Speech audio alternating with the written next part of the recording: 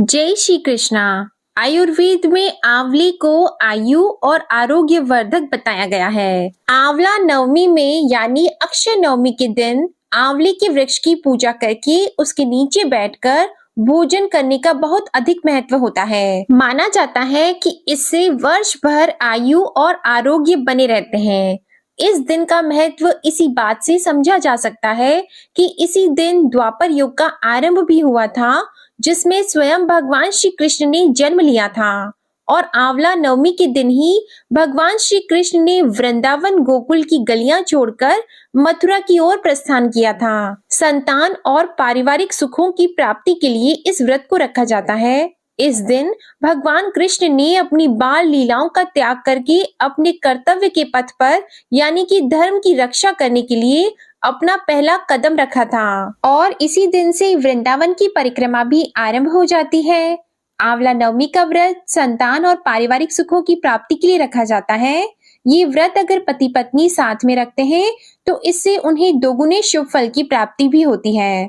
आंवला नवमी को अक्षय नवमी भी कहते हैं और आज आंवला नवमी है। आप सभी को आंवला नवमी की हार्दिक शुभकामनाएं।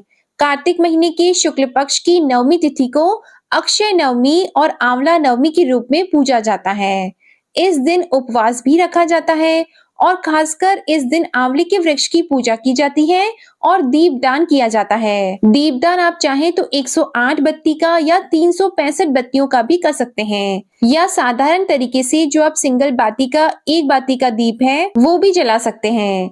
इस दिन कुछ विशेष जगह पर दीप जलाने से आपको साल भर में किए गए दीप दानों का पुण्य भी प्राप्त होता है, क्योंकि आज के दिन आंवले के पौधे की पूजा की जाती है, आंवले के फलों का सेवन किया जाता है, भगवान विष्णु को भोग में आंवला अर्पित किया जाता है और ऐसे में आंवला नवमी के दिन लोग आंवले में दीपदान भी करते हैं। आंवला दीपदान उसे कहा जाता है जिसमें आंवले के अंदर रखकर ही आपको बाती जलानी होती है।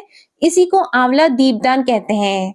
तो मैं आपको बताऊंगी कि किस प्रकार से आप आंवला दीपदान कर सकते हैं और इस दिन आकाश में दीपदान करने का क्या महत्व होता है। ये सारी बातें आज की इस वीडियो में बताने से पहले अगर आप जानना चाहते हो आंवला नवमी की तिथि और इस दिन रहने वाली पूजा के शुभ मुहूर्त के बारे में, तो इसकी वीडियो हमारे चैनल पर अपलोडेड है।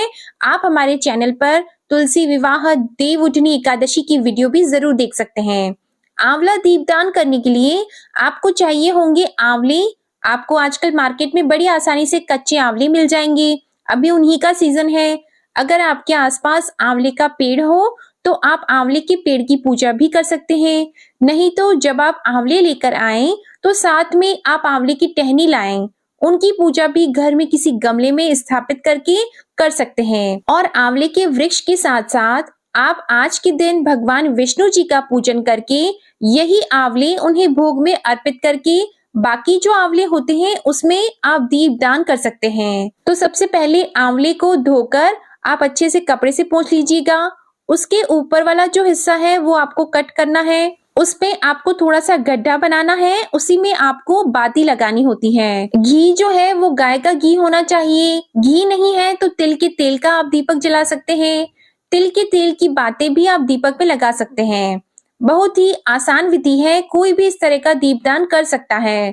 खासकर जो लोग कार्तिक महीने के नियमों का पालन करते हैं उन्हें आंवला नवमी का पूजन भी करना चाहिए। और जिन्होंने कार्तिक के महीने में हमारे चैनल पर कार्तिक मास महात्म्य की कथा सुनी है, अगर आप चाहें तो आप भी इस दिन दीपदान कर सकते हैं। ये बहुत ही पुण्य का काम होता है। इस दिन किए गए दीपदान का और हर प्रकार के दान का, चाहे वह कितना ही छोटा हो, कितना ही सस्ता क्यों ना हो, उसका भी कई गुना पुण्य आपको प्राप्त होगा। इस दिन किया गया दान कभी भी व्यर्थ नहीं जाता, तो आप इस दिन दीपदान अवश्य करें। शाम की पूजा में आप 5, 7, 11 जितने भी दीपक आपको बनाने हैं उतने आंवले कट करके उसमें आप घी की या फिर तिल के तेल की बाती लगा दीजिए। आपको ध्यान रखना है जब आप आंवले रखेंगे तो नीचे आपको अक्षत का या फूलों का आसन देना है। जब भी हम दीपदान करते हैं तो चाहे वो आंवले लें या हम दीपक लें, कभी भी हमें डायरेक्ट जमीन पर या चौकी पर ऐसे ही दीपक नहीं जलाना चाहिए। साथ में आपको अक्षत या फिर फूलों का आसन जरूर देना चाहिए। तो आप गमले के नीचे आसन दें और ये भी ध्यान रखना है कि आंवले जो होते हैं वो थोड़े से गोल होते हैं, एक जगह पर टिक नहीं पाते। हो सकता है लुढ़क रहे हो, तो आपको ये ध्यान रखना होगा कि जिस डायरेक्शन में आंवले आसानी से जमीन पर टिक जाएं, उसी तरह से आपको जमीन पर रखना होता है। ऊपरी हिस्सा आपको कट कर लेना है। बहुत ज्यादा कट करने की आवश्यकता नहीं है, सिर्फ बाती की जितना आपको काट कर थोड़ा सा गड्ढा कर लेना है। फिर बातें लगाने के साथ ही आपको आंवले के दीपों को जलाना है। जो आपने आंवले दीप बनाए हुए हैं उन सभी का पूजन आपको करना है। धूप, रोली, कुमकुम आप लगाएं। अगर आप एकादशी के दिन दीपदान कर रहे हैं, क्योंकि ये आंवला नवमी है, तो आंवला नवमी के दिन तो आप अक्षत का प्रयोग कर सकते हैं। और अगर आप आंवले का ही दीपदान एकादशी के दिन करते हैं, क्योंकि उस दिन भी आंवले का दीपदान किया जाता है, केवल एकादशी के दिन नहीं बल्कि आंवला नवमी से लेकर कार्तिक पूर्णिमा तक आप कभी भी आंवला दीपदान कर सकते हैं।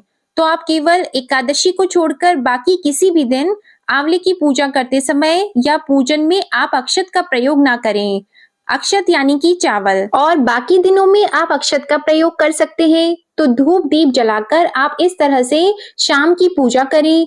जो भी आंवले दीप हैं उन पर आप तिलक लगाएं, उन्हें अक्षत और पुष्प अर्पित करें। और फिर आपको जहां जहां भी दीपदान करना है, जैसे कि एक दीपक आपको अपने मंदिर में रखना चाहिए, एक आपको तुलसी जी के पौधे के नीचे, एक भगवान विष्णु जी के मंदिर में, और आसपास शमी का पौधा हो, बेल का वृक्ष हो, केले का पौधा हो, तो वहां पर भी आपको दीपदान अवश्य करना चाहिए। बहते हुए जल में भी दीपदान करना बहुत शुभ होता है। इसके अलावा जो उत्तर दिशा होती है वो माँ लक्ष्मी जी का वास माना जाता है, तो उस तरफ भी आपको मुंह करके आपको एक दीपदान करना चाहिए। आकाश में दीपदान करना चाहिए, क्योंकि आकाश में वैसे तो पूरे कार्तिक के महीने में ही दीपदान किया जाता है। खासकर जो लोग पूरे महीने में दीपदान न कर पाते हो, उन्हें आज के दिन आकाश में दीपदान अवश्य करना चाहिए।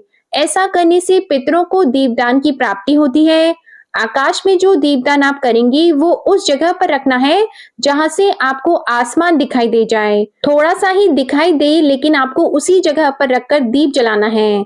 कई बार आपके खुली छत ना हो या खुला आंगन ना हो या बालकनी आपको ना मिले, तो आप घर से बाहर जाकर भी आकाश में दीपदान कर सकते हैं।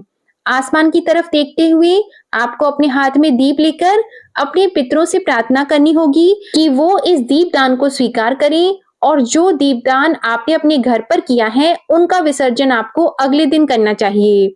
इन सभी दीपों को आपको बहते हुए जल में प्रवाहित कर देना चाहिए या फिर किसी पवित्र वृक्ष के नीचे आपको समर्पित कर देने चाहिए। अब जो आंवले आपने भगवान को अर्पित किए हैं, वो अगर आपने उपवास रखा है तो शाम को आप इन्हीं को प्रसाद के रूप में ग्रहण करके अपना उपवास खोल सकते हैं। बाकी परिवार के सभी सदस्यों को इस दिन आंवले का सेवन करना चाहिए। भोग में आपने भगवान को जितने भी आंवले अर्पित किए हैं वो सभी आपको पूजा करने के बाद परिवार के सभी सदस्यों में बांट लेने चाहिए। और एक बात का आपको ध्यान रखना है कि हम भगवान को जो भी भोग लगाते हैं, पूजा करते हैं, इसमें जब भोग लगाते हैं तो आरती करने के बाद उस भोग को हटा लेना चाहिए। बहुत देर तक भोग को कभी भी भगवान के मंदिर में नहीं रखना होता है। तो इस तरह से आप आंवला नवमी के दिन दीपदान कर सकते हैं। और जब भी आप दीपदान करें, आपको ध्यान रखना है कि आप स्नान करने के बाद ही दीपदान करें। अगर आप सुबह दीपदान करते हैं, क्योंकि दोनों ही समय दीपदान किया जाता है, सुबह यदि आप दीपदान करते हैं तो सूर्योदय से पहले दीपदान करना चाहिए, और शाम को तो आप पूजा करने के लिए किसी भी समय दीपदान कर सकते हैं। अब अगर आप आंवला नवमी की कथा सुनना चाहते हैं तो उसकी वीडियो भी जल्द ही हमारे चैनल पर अपलोड की जाएगी। आप उस कथा को जरूर सुनिएगा। इसके लिए आप हमारे चैनल को सब्सक्राइब करके बेल आइकन जरूर से प्रेस कर लें। और अगर आज की जानकारी ये वीडियो पसंद आई हो तो इसे लाइक करना मत भूलिएगा। धन्यवाद।